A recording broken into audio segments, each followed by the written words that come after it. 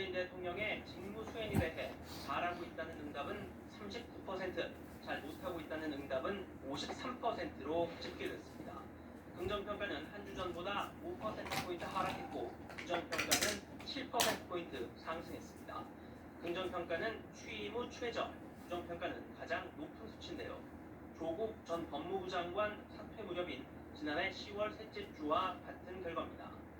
핵심 지지층인 30대와 서울에서 이탈 현상이 심화된 것으로 나타났습니다.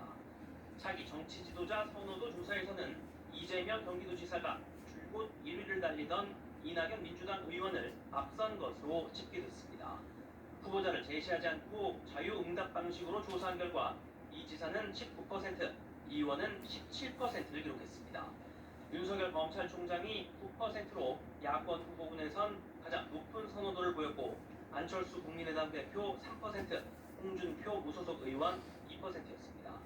여권 주자가 1, 2위를 차지하긴 했지만 차기 대선에서 정권 교체를 지지한다는 여론이 다소 우세한 것으로 나타났습니다. 정권 교체를 위해 야당 후보가 당선돼야 한다는 응답은 45%로 현 정권 유지를 위해 여당 후보가 당선돼야 한다는 응답 41%보다 4%포인트 높았습니다. 정당 지지도 조사에서는 더불어민주당 33%, 미래통합당 27%로 두 당의 격차가 6%포인트까지 좁혀졌습니다. 2016년 국정농단 사태 국면 이후 두 정당 간 최소 격차입니다. 정의당은 6%, 국민의당과 열린민주당은 각각 3%의 지지도를 기록했고 지지 정당이 없는 무당층은 27%였습니다. 이번 조사는 95% 신뢰 수준의 표본 오차는 플러스 마이너스 3.1%포인트이고 자세한 내용은 갤럽 또는 중앙선거 여론조사 심의위원회 홈페이지에서 확인할 수 있습니다. 네, 이런 상황에서 여야 원내대표가 오늘과 내일 나란히 취임 100일을 맞습니다. 이 내용도 함께 전해주시죠. 네, 민주당 김태년 원내대표는 오늘, 통합당 주호영 원내대표는 내일이 취임 100일입니다. 주호영 통합당 원내대표는 오늘 오전 국회에서 취임 100일 기자간담회를 열었는데요.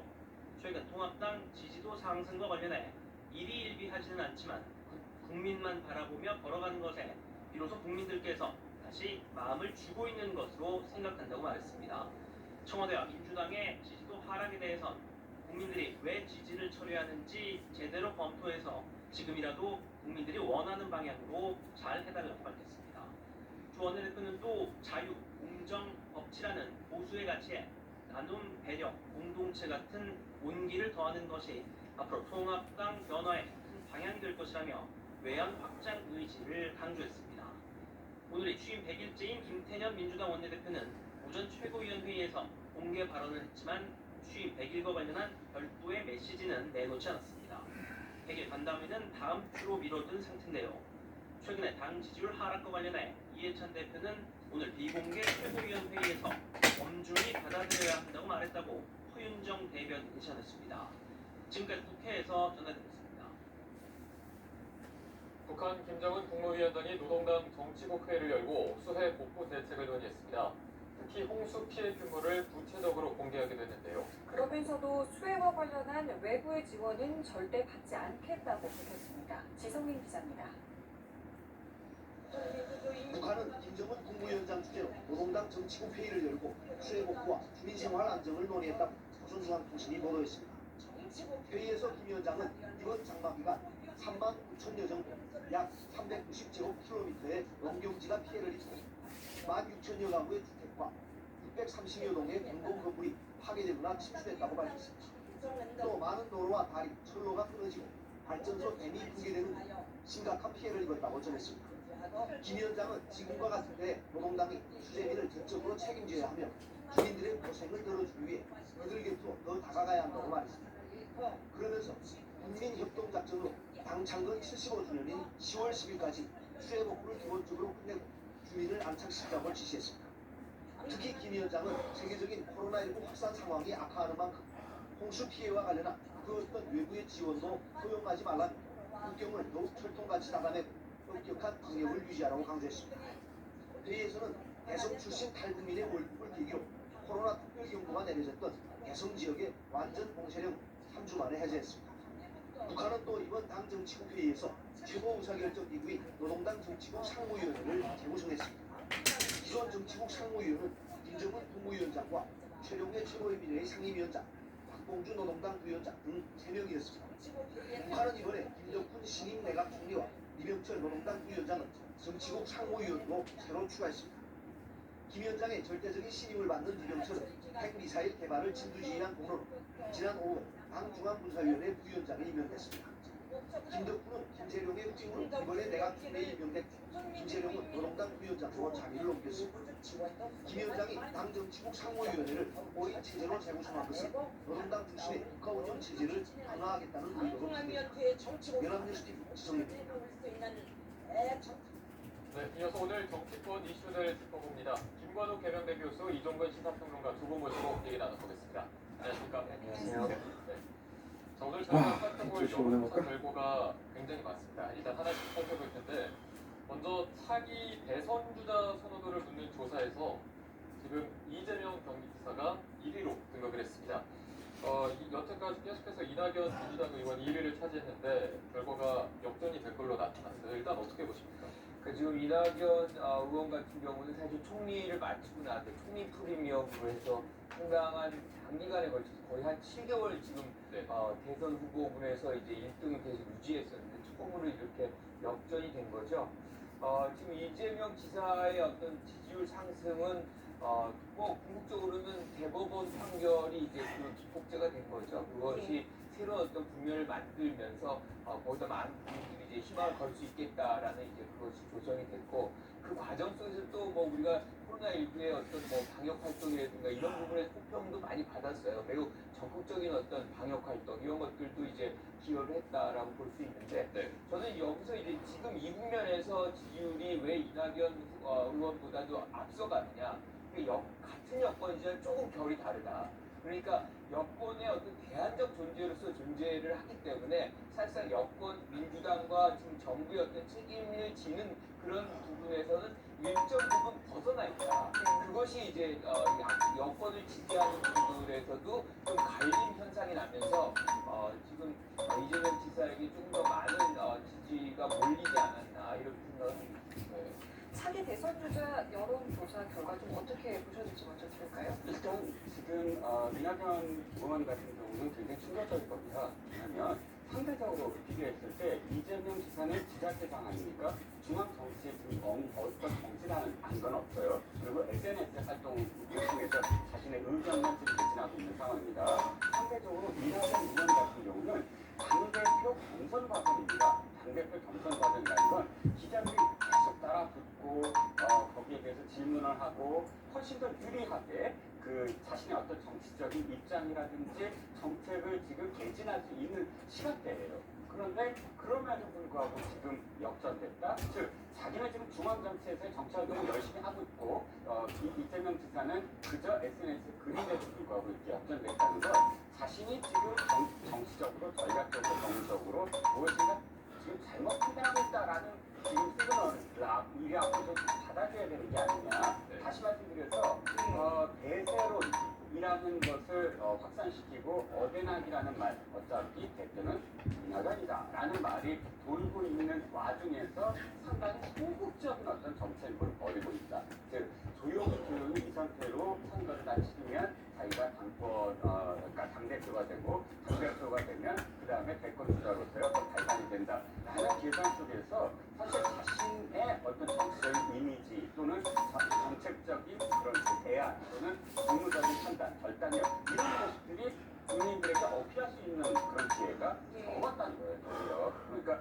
전략적으로 포지셔닝을 잘못했겠다. 즉 대세로는 어쩔 수 없었겠지만 그럼에도 불구하고 자신이 뭔가 총리 때의 어떤 이미지와는 다른 정치인으로서의 어떤 이미지, 당대표를 왜 해야 되는지, 내가 왜 대권을 꾸는지에 대한 좀 더 적극적인 어필이 필요했다라는 것. 근데 그런 것들이 안 보이고 총리 때 그 야당원들의 공격을 품격 있는 언어로 잘 해쳐나갔다라는 이미지에서 아직도 벗어나지 못하면서 이런 것들이 이낙연 의원은 안 보이네. 이낙연 의원은 뭘 하고 있지? 당대표에 나왔는데도 정치인으로서 어떤 이미지지? 라고 아직도 국민들은 묻고 있다는 겁니다. 거기에 상대적으로 이재명 시장 같은 경우는 자신을 둘러싸고 있던 족쇄가 풀어짐으로써 보다 더 굉장히 만난 부부처럼 때로는 굉장히 정책적인 어떤 결단. 이거 오늘도 마찬가지입니다. 중앙정부는 지금 이 세 자릿수의 그 확진자 때문에 아직도 그냥 고민하고 있어요. 인사 거리두기를 할 것인가 말 것인가. 그런데 경기도지사 이재명 지사는 오늘 당장 종교시설에 대해서 이제 2주간 거리두기를 발표하지 않았습니까? 이런 식의 어떤 이 비교가 훨씬 되면서 훨씬 이 보폭을 넓힐 수 있는 여지가 많았다는 겁니다. 이 여론조사라는 게 또 어떤 흐름을 봐야 되는 거잖아요. 말씀하셨던 이낙연 의원의 지지율을 좀 보면은 어떤 대통령의 국정 지지도 또 민주당의 지지율도 비슷한 흐름을 보이고 있다라는 느낌을 받게 되는데 이게 우연한 거 아닌 거 아니겠습니까? 그렇죠. 이 총이라는 그 신분이 사실상 정체성을 동일하게 가져가는 그런 부분이 있는 거죠. 그러니까 여당과 정부의 어떤 책임을 여당과 정부가 잘하면 이제 이낙연 이제 후보 의원 같은 경우도 어느 정도 이제 상승세를 그릴 텐데 이 부분에서 이제 여당과 정부의 어떤 지지가 약해지면서 그것의 어떤 정체성을 일치시키고 있는 지금 이낙연 의원 같은 경우도 같이 하락을 하고 있고 더 중요한 건 사실 지금 민주당 여권 집권 여당의 대표로서 지금 전대를 치르고 있거든요. 그런데 전대를 치면서 자신의 어떤 정치의 상, 그러니까 미래 정치를 어떻게 하겠다 그런 상이 지금 부각이 안 되고 있어요. 뭐 우리가 이제 코로나19고 특히나 이제 수혜가 지금 막 겹치고 이런 상황이기 때문에 전대 흥행이 지금 안 되고 있는 걸 우리가 다 이해를 하고 있어요. 그럼에도 불구하고 이 상황 속에서 자신의 어떤 밥상이 지금 차려져 있는데 이 밥상을 실질적으로 이 활용을 못 하고 있는 이 장면은 어떻게 보면 전략이 지금 부재돼 있다라는 것이고 그 틈을 이제 짚고 넘어가고 있는 분이 이재명 지사인 것이죠. 그러니까 어떻게 보면 밥상이 없는 분이 더 활발하게 지금 정치의 어떤 행보를 그려간다고 보면 밥상을 다 차리신 세 분은 말수도 오히려 줄어들고 그러니까 저는 이 부분에서 뭔가를 이제 당이 주도하는 부분들을 가져라는 그 메시지가 국민들에게 있거든요. 180석을 줄 때에는 그만큼의 기대치가 엄청나게 올라가 있는 거거든요. 그러면 그만큼의 성과를 당이 보여줘야 되는 것이지 당이 정부나 뭐 이렇게 어떤 하위 개념으로서 정부의 주도권을 뺏기고 끌려다니거나 오늘 뭐 어떻게 보면 지지하는 지원하는 그런 역할만 해서는 안 된다는 게 국민의 입장이거든요. 그러니까 많은 국민들은 180석이면 진짜 목소리 내가지고 정부가 못하는 부분도 보완을 해주고 뭔가 주도하는 그런 역할을 하고 또 향후의 어떤 미래 지금 차기 지도부를 구성할 이 분들은 더더욱 자기의 어떤 미래 정치의 모습들을 더 강력하게 보여줘야 되는데 지금 그 목소리가 전혀 나오고 있지 않는 것들이 지금 이재명 지사가 오히려 올라가고 이낙연 의원이 오히려 이렇게 하락하는 그런 그림을 그리게 된 거 아닌가 여기서. 네, 어쨌든 지금 1, 2위가 바뀌긴 했지만 그래도 여권 후보가 1, 2위를 차지하고 있습니다. 그런데 또 이런 조사가 있습니다. 2022년 20대 대통령 선거에서 야당 후보가 되는 것이 좋다라고 응답한 비율이 더 높은 것으로 나타났습니다. 정부를 조금 더 견제하겠다 이쪽으로 여론이 쏠렸는데 1, 2위는 여권 인사가 차지했는데 일단은 정부를 견제하는 쪽으로 여기서 나타나서 이건 저희가 어떻게 봐야 될까요? 정부를 견제해야 된다라는 그 대답은 이성적인 어떤 대답은 아닙니다. 이성적이라는 건 어떤 의미냐면 누가 있지? 이 후보 중에 그러면 어떻게 던져봤을 때 이쪽이 되면은 견제가 될까? 이런 어떤 합리적인 사고로 인해서 대답이 나온 것이 아니라 다분히 감정적인 대응이에요. 즉 이 정부가 잘못했기 때문에 여기에 지금 견제를 하고 배제를 해야 된다. 그래야만 정국이 정상적으로 돌아간다. 그런 어떤 견제 심리를 바로 반영하는 대답이거든요. 그렇기 때문에 1, 2 후보가 누구냐 아니다가 중요한 것이 아니라 이건 굉장히 지금 민심이 분노하고 있다. 어떤 분노냐면 이거죠. 지금 교수님께서도 말씀을 하셨지만 국민 입장에서는 지방 선거에서도 권력을 다 몰아줬어요. 지방 의회와 그것도 지방자치단체장까지. 그 다음에 대통령 선거 물론 문재인 대통령을 뽑아줬죠. 총선에서 마저 거의 대부분의 정말 이 영남권 일부를 빼놓고는 거의 대부분 우리가 지금 그 민주당 쪽으로 총선 결과도 나왔습니다. 그 다음에 국민들이 요구하는 건 이거예요. 이렇게 권력을 해줬으면 그 다음에 영수증을 내놓는 겁니다. 즉 무엇을 우리한테 해주시니. 그런데 그 무엇이라는 게 5월달부터 어떤 상황들을 보면 사실상 5월달에 윤미향 정의연 사건이 있었고 6월달에 북한이 독서를 퍼부으면서 건물 수백억 되는 건물을 폭파시켰죠. 7월달에 박원순 시장 사건이 있었죠. 그 와중에 사실상 그 개원 협상에서는 일방적으로 드라이브를 걸어서 그냥 정책적인 어떤 부분에 있어서 아예 민주적인 절차마저도 외면하는 그런 일방적인 행위가 있었죠. 최근에 부산시 의원의 성폭행 사건, 성추행 의혹 사건까지 연달아서 이렇게 벌어진 것을 보면서 국민들이 느끼는 건 이겁니다. 그러니까 지방 권력이든 중앙 권력이든 또는 의회 권력이든 서로 견제해줘야지만 원만함이 없구나. 그런데 너무 한쪽으로만 쏠리니까 거기에 대한 어떤 견제하는 서로의 견제하는 어떤 목소리가 없고 또 당을 지켜보면 옛날에 민주당 계열의 정당은 언제나 토론하는 정당이었어요. 또 청와대 문재인 대통령이 늘 주장하는 게 노무현 대통령 시절부터 상당히 토론하는 분위기다. 이견이 있으면 이견이 있는 대로 이야기하면서 그것이 합의되는 어떤 과정이 있었다. 이렇게 표현하셨거든요. 그런데 최근에 청와대가 어떤 이견이 있었던 또는 이 수석끼리나 그러니까 아니면 정책적인 부분에서 말씀입니다. 그런 토론이 있었는가? 또 민주당에서 다른 목소리가 있었는가? 도리어 다른 목소리가 있으면 경선 과정에서 불이익을 받지 않았는가? 이런 이 부분들이 국민들이 봤을 때 서로 견제하는 분위기를 만들어줘야 되는구나. 그것이 바로 이 대답에서 견제해야 된다라는 심리로 나온 것이라고 보세요. 네, 굉장히 많은 원인을 분석해 주셨어요. 이 여론조사의 결과가 사실 민주당이 굉장히 이거를 신중하게 잘 봐야 된다. 왜냐하면 지금 이 통합당에 후보가 없어요. 후보가 없는데도 불구하고 지금 후보를 찍겠다라고 나온 거는 그만큼 이제 반사 효과, 반사 이익 차원에서 이제 넘어간 건데 뭔가를 지금 말씀하신 대로 견제해야 될 필요성이 굉장히 커졌다는 것을 의미하는 것이거든요. 그런데 그럼 뭘 견제해야 되느냐? 저는 직접적으로 부동산 정책이라고 봐요. 부동산 정책을 이제 정부 주도로 지금 하고 있고 그 과정 속에서 사실 정부 여당이 특히나 여당이 180석에 가까운 그 거대 의석을 갖고서 일방적인 어떤 입법 과정을 보여줍니다. 이것은 우리가 윤희숙 의원이 5분 발언을 해가지고 상당한 반영을 일으킨 것이 보여주듯이 사실 어떤 야권의 어떤 야당의 목소리 이런 것들을 좀 수렴을 하라는 얘기거든요.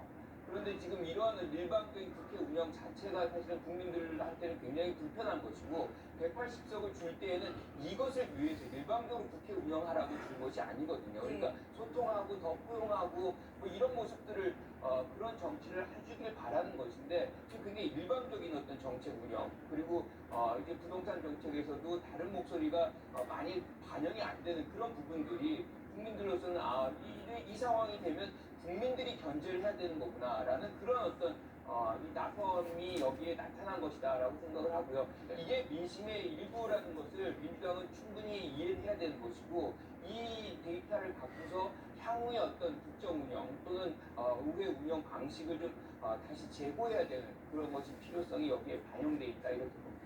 예, 그래서일까요? 이 대통령의 국정 지지도에 대한 민심도 좀 움직이는 모습을 저희가 볼 수가 있었는데요.